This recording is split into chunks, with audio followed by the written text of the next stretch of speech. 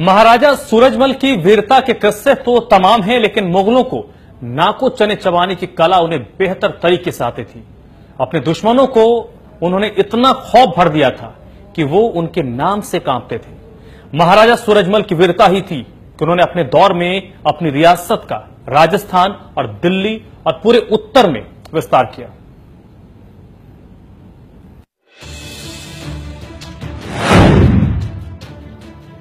जिसके नाम से दुश्मन कांप जाते थे, महाराजा की दहाड़ से कांप गए थे मुगल। मुगलों के आक्रमण का दिया मुंहतोड़ जवाब। मुगल हो, मराठा हो या राजपूत शासक या फिर अंग्रेज हुक्मरान, अगर दिल्ली पर किसी को राज करना था या मध्य भारत से किसी को गुजरना था तो सूरजमल ऐसे राजा थे जिनके इजाजत के बिना कोई परिंदा भी पैर नहीं मार सकता था।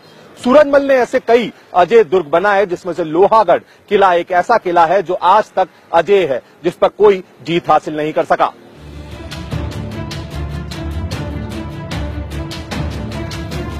एक वक्त था जब महाराजा सूरजमल की पूरे राजस्थान समेत आधे उत्तर प्रदेश और दिल्ली तक दहाड़ गूंजती थी।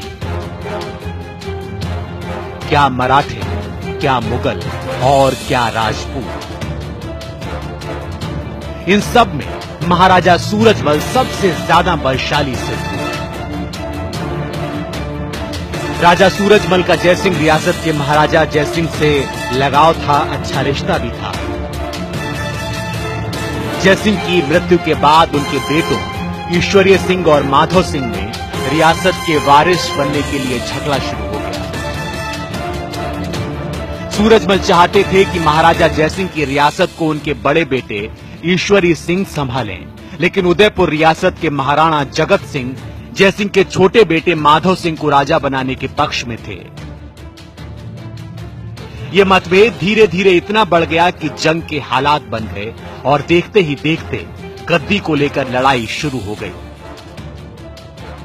मार्च 1747 में हुए संघर्ष में ईश्वरीय सिंह की जीत हुई, लेकिन ईश्वरीय सिंह जीत का जश्न मना भी नहीं पाए थे कि उनके छोटे भाई माधव सिंह मराठों, राठौड़ों और उदयपुर के सिसोदिया राजाओं के साथ मिलकर वापस रणभूमि में आ गए। ये वो वक्त था जब ईश्वरीय सिंह को अपनी हार तय नजर आ रही थी, लेकिन ऐसे वक्त में महाराजा जयसिंह के खास और ईश्वरीय सिंह को गद्दी पर देखने की चाह रखने वाले महाराजा सूरजमल अपने 10,000 सैनिकों को लेकर रणभूमि में ईश्वरीय सिंह का साथ देने के लिए कूद पड़े। घनघोर जंग हुई, दोनों तरफ से लाशें गिरी, लेकिन जंग में जीत हुई ईश्वरीय सिंह की, क्योंकि उनके साथ महाराणा सूरजमल का बाहुबल था। इस विजय के बाद ईश्वरीय सिंह को जयपुर का राजपाट मिल गया, लेकिन इस जीत ने महाराजा सूरजमल की ख्याति को दिन दूना रात चौगुना बढ़ाया, क्योंकि जहां माधव सिंह के साथ बड़े बड़े योद्धा राजवंश थे, वहीं ईश्वरीय सिंह के साथ अकेले सूरजमल। फिर भी जीत उनके पक्ष की हुई थी और इस जीत के बाद उनका डंका पूरे भारतवर्ष में बजने लगा। पुलिस स्टेट एक ऐसा हुआ है जो ब्राह्मण और गौओं की रक्षा के लिए हरदम तत्पर रहा है और उन्होंने अपना इतिहास बनाया है। इतिहासों में ये सारी कहानियां आज तक हमारे बच्चे पढ़ते हैं और सुनते हैं। बुजुर्ग लोग जो सुनाते हैं उनको हमारे सूरजमल ने जो जो कार्य किए हैं, वो ब्रजमंडल के सारे घाट, काफी मंदिर सब उन्होंने बनाए हैं और उन्होंने तीर्थ स्थापित किए हैं। आज भी उन तीर्थों पर भगवान की सेवा अर्चना पूजा होती है, जमुना गंगा की मान्यता होती है। ऐसे राजा महाराजा अब कोई नहीं। अब महाराज सूरजमल भरतपुर के संस्थापक थे और उन्होंने अपने शौर्य का डंका पूरे हिंदुस्तान में बजाया था, जिससे कि सभी लोग परिचित थे। भरतपुर स्टेट एक ऐसी स्टेट आई थी कि जिसको आज तक कोई भी नहीं जीत पाया। दुनिया पर राज करने वाले अंग्रेज भी क्या संधि करने गए थे। महाराजा सूरजमल न सिर्फ अच्छे योद्धा थे बल्कि वो वास्तु के भी अच्छे जानकार थे और इसकी बानगी देखने को मिलती है अभेद्य लोहागढ़ किले में, जिसका निर्माण उन्होंने करवाया था और जिसे अंग्रेज 13 बार आक्रमण करके भी भेद नहीं पाए। मिट्टी से बने इस किले की दीवारें इतनी मोटी बनाई गई थी कि तोप के मोटे मोटे गोले भी इन्हें कभी पार नहीं कर पाते थे। ये देश का इकलौता ऐसा दुर्ग था जो हमेशा अभेद्य रहा। जब महाराजा सूरजमल का राज था तब उनके रुतबे की वजह से जाट शक्ति अपने चरम पर थी। महाराजा सूरजमल ने भरतपुर रियासत की नींव रखी। उनके पराक्रम को सिर्फ इस बात से पहचाना जा सकता है कि भरतपुर रियासत का विस्तार उन्होंने दिल्ली तक कर दिया। भरतपुर रियासत की सीमाएं इधर आगरा को चूमती थीं तो उधर दिल्ली तक दहाड़ती थी और महाराजा सूरजमल ने उस रियासत को इतनी बड़ी रियासत बना दिया कि अन्य देश की रियासतों से उसने खूब लोहा लिया। सूरजमल से मुगलों और मराठों ने कई मौकों पर सामरिक मदद ली। आगे चलकर किसी बात को लेकर मनमुटाव होने की वजह से सूरजमल के ताल्लुक मराठा सरदार सदाशिव भाऊ से बिगड़ गए। बात पानीपत के तीसरे युद्ध की है जब मराठों का संघर्ष अहमद शाह अब्दाली से हुआ था। इस युद्ध में हजारों मराठा योद्धा मारे गए।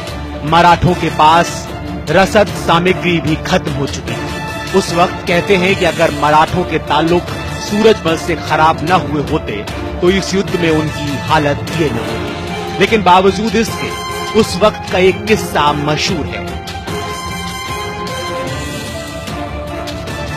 कहते हैं कि महाराजा सूरजमल ने अपनी उदारता का परिचय देते हुए घायल मराठा सैनिकों के लिए चिकित्सा और खाने पीने का इंतजाम किया था। कहते हैं जब महाराजा सूरजमल का शासन शबाब पर अपने चरम पर था तब भरतपुर रियासत का विस्तार धौलपुर, आगरा, मैनपुरी, अलीगढ़, हाथरस, इटावा, मेरठ, रोहतक, मेवात, रेवाड़ी, गुड़गांव और मथुरा तक पहुंच गया था।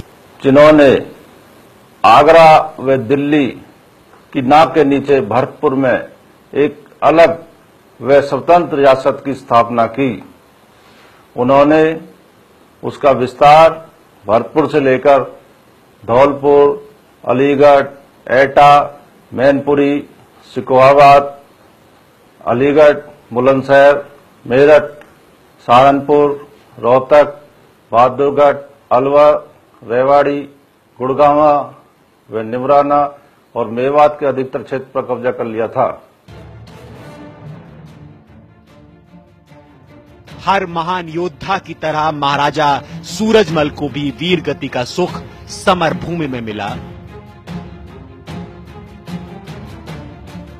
25 दिसंबर 1763 को नवाब नजीबुद्दौला के साथ हिंडन नदी के तट पर हुई जंग में महाराजा सूरजमल वीर गति को प्राप्त हुए। सूरजमल फाउंडेशन सन 2006 से महाराजा सूरजमल जी की जीवनी और उनकी शिक्षाओं के उद्देश्य को लेकर पूरे देश में विभिन्न समाजों में गया है और महाराजा सूरजमल जी का डाक टिकट भी महाराजा सूरजमल फाउंडेशन के प्रयासों से जारी हुआ था।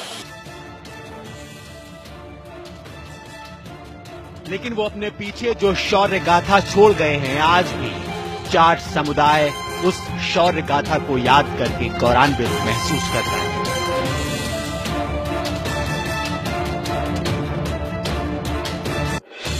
भरतपुर से अभिमन्यु सिंह, इंडिया न्यूज, राजस्थान। हमारे इस खास पेशकश में अभी बस इतना ही।